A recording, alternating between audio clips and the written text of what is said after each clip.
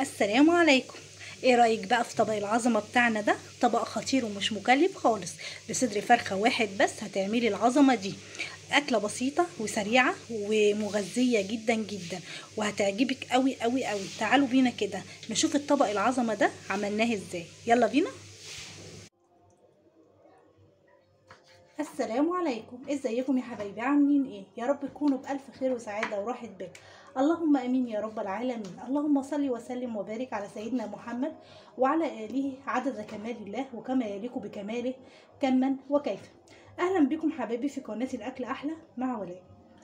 النهارده عندي صدر فرخة يا جماعة ومحتارة اعمل بيه ايه. طيب لو انتي محتارة زيي وعندك كده صدر فرخة محتارة تعملي بيه ايه، تعالي اقولك هنعمل اكلة تكفي البيت كله بصدر الفرخة ده. حاجة كده عظمة بجد. تعالوا بينا كده نسمي الله ونشوف هنعمل الوصفة بتاعتنا دي ازاي. انا عندي صدر فرخة زي ما انتم شايفين، تمام، ومقطعاه قطع كده صغيرة اهي زي الشاورما كده، صغيرة خالص كده يا جماعة. تمام. هنيجي هنا على البوتاجاز بقى. على البوتاجاز حطيت طاسة حلة اي حاجة، وهنزل بمعلقة سمنة كده صغيرة بسم الله، او اي مادة دهنية عندك حابة تعملي بيها. تمام. وعندي بصلاية هنا صغيرة مقطعاها التقطيعة اللي انت شايفاها معايا دي، زي تقطيعة التقلية عادية خالص. تمام. وهبتدي انزل بيها على السمنة وهديها تشويحة حلوة كده معايا بسم الله.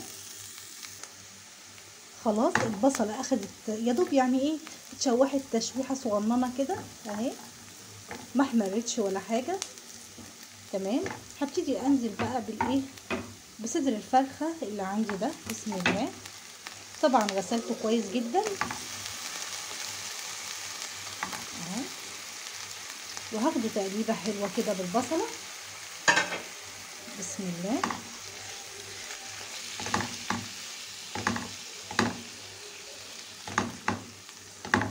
اكلتنا بسيطه وسهله ومش مكلفه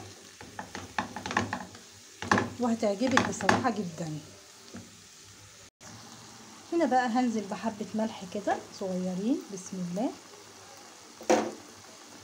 التوابل الحلوه، حبه بابريكيا، رشه من الثوم البودر، فلفل اسمر، وكمان معلقه صغيره من الكاري بسم الله.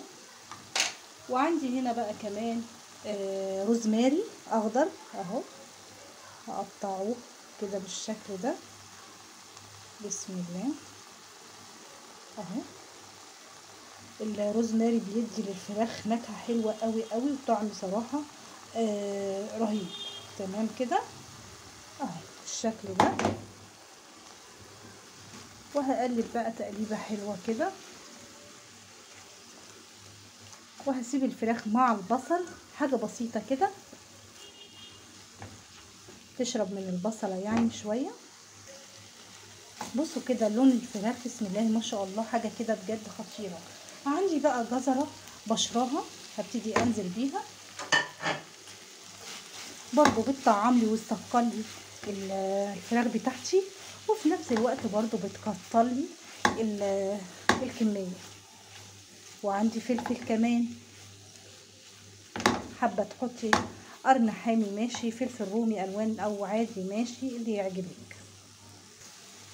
هنزل بقى بنص كوبايه من الميه عشان الفراخ بتاعتي بتستوي اهو، وهغطي عليها واسيبها تستوي شويه كده. هنا بقى اخر حاجه هنحطها على الفراخ قرن فلفل احمر وقرن اخضر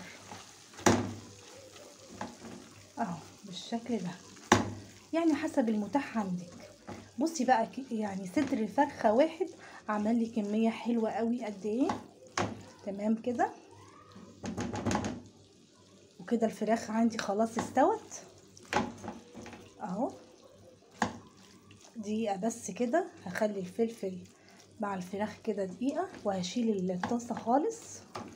شوف بقى، شايفين بقى الجمال والعظمه بجد، حاجه كده خطيره. بجد حاجة أكلة بصراحة هتعجبك جدا وهتعجب الأولاد. سهلة وبسيطة مش مكلفة، وفي نفس الوقت هتخلصي في مفيش. اهي بس كده خلاويص. هشيل الطاسة ونيجي بقى نشوف هنعمل ايه تاني. هنا بقى عندك شوربة ماشي متوفر يعني، خلاص مفيش مشكلة. ما عندكيش شوربة هتجيبي معلقة سمنة وتحطي حبة المية على حبة الرز اللي انت عايزة تعمليهم، تمام، وتحطي عليهم ايه ماجي، وتظبطي الملح بتاعهم. وهنا بقى عندك ايه، عندك زعفران. الزعفران ده حلو قوي قوي، احسن كمان من الكركم. لو ما عندكيش زعفران بتحطي كركم برضو، بيدي اللون الحلو برضو، تمام كده. هنزل بقى على الشوربة بتاعتنا دي بقى كده من الزعفران اللي فيهم. بسم الله اهو. يعني قيمة ايه، من ربع المعلقة. بصراحة حاجة جميلة جدا جدا.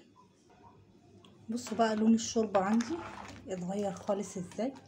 عندي بقى ايه، ورقتين 3 كده من ورق اللورا، وكام فص كده حبهان، تمام. ابتدي انزلي بيهم وسيبي بقى ايه الشوربة دي تغلي كده اهو.